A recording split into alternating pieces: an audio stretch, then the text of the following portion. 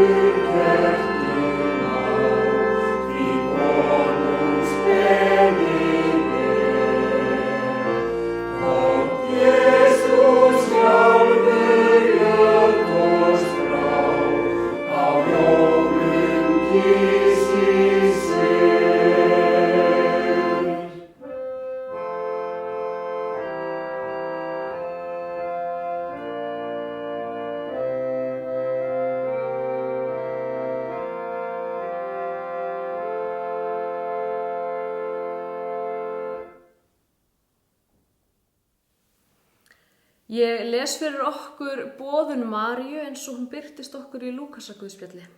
Undanfari þess koma skal.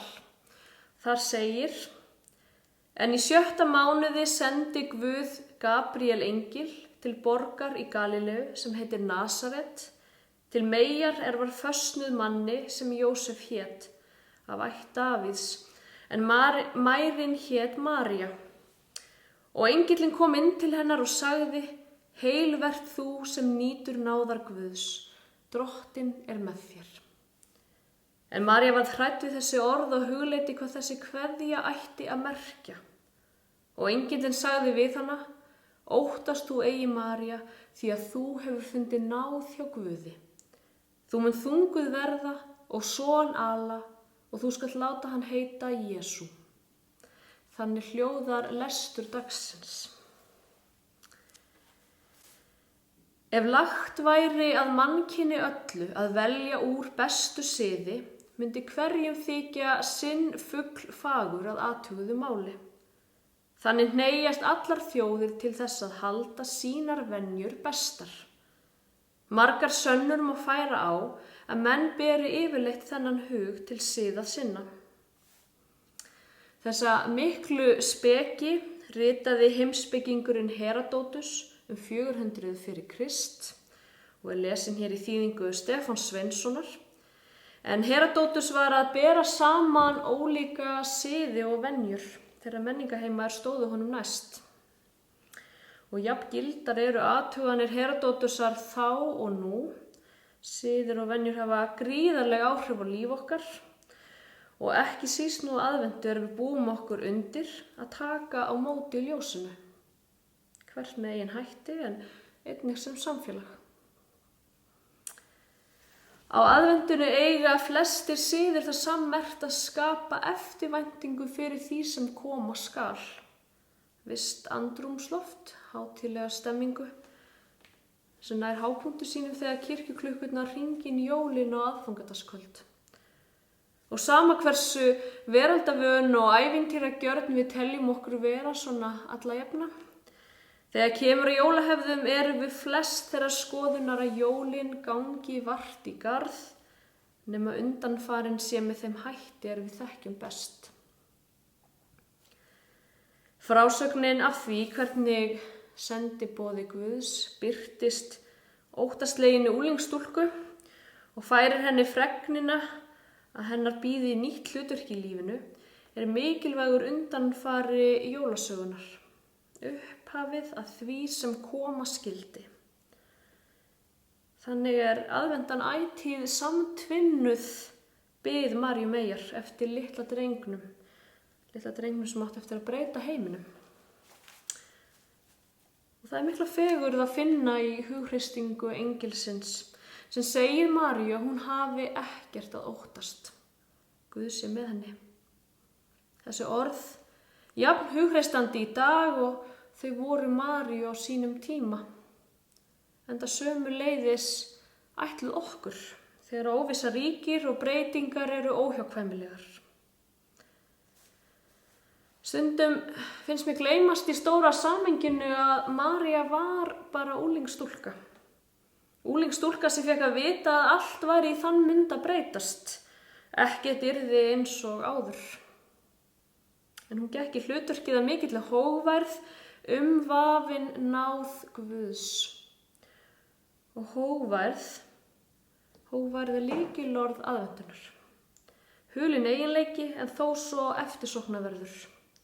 Gleymist æ oftar í hringiðu hversdagsins en er lykillinn að tengslum okkar við aðra og lykillinn að tengslum okkar við Guð. Ef við rýnum nánar í þá aðventusiði sem ráða ríkjum í hjörtum okkar, þá eiga þeir flestir það sammerkt að hafa það hlutverk að styrkja tengingar okkar við fólkið í kringum okkur. Samverustundir, kveðjur og gjafir, að finna upp leiðir til þess að gleðja ástvin okkar. Siðir sem hafa fyllt okkur þóra lífsins eru ætíð traustvekjandi í heimi sem er oft óútreiknanlegur. Því veldur það okkur óþægindum þegar hlutirnir eru ekki eins og þeir eiga að vera. Þegar við upplifum jólin nálgast, en við erum ekki tilbúin. Þó er staðreyndin auðvitað svo að lífið breytist í sífellu og ætíð erum við aðlaga okkur að breyttum tímum. Í ár þá verður margt með öðrum hætti en áður. Ýmislegt sem býður betri tíma og svo annað sem mátti ef til vill alveg missa sín. En það merkilega er, sem við þekkjum líka, er að aðvendan hún býður ekki eftir hentugri tíma til að sækja okkur heim, heldur mætir okkur undur blíð með þau orðavörum að ekkert sé að óttast. Að einhvern veginn þá verður þetta allt saman allt í lagi. Guð sé nærri. Og því undirbúum við komu frelsarans þrátt fyrir allt og ekki bara komu hans í heiminn, heldur komu hans nær okkur inn að hjartarótum. Þykjum með fegin sendi væntum þykjuna og öryggistilfinninguna sem fylgir því að geta hallað sér að Guði. Sömu tilfinningu og María fann þegar að engillinn birtist henni. Sömu tilfinningu og við fundum fyrir sem börn þegar farið var með kvöldbænirnar. Ef til vill vorum við ekki fær það áður að taka á móti aðventinu eins og hún birtist okkur núna. En núna erum við það. Því er það mín von að andrúmsloft eftirvæntingar ríki þrátt fyrir allt áhorfandi góður í hjarta þínu. Og að þrátt fyrir óvissu, breyttar aðstæður, þrátt fyrir að einhverjir siðir og venjur lúti ef til vill lægra haldi í þetta sinn, þá leyfir þú Guði að staldra við hjá þér. Og hver veit, nema þetta verði einmitt jólin sem þú upplifir hátíðleika jólana á alveg nýjan hátt. Guð gefi að svo verði. Amen.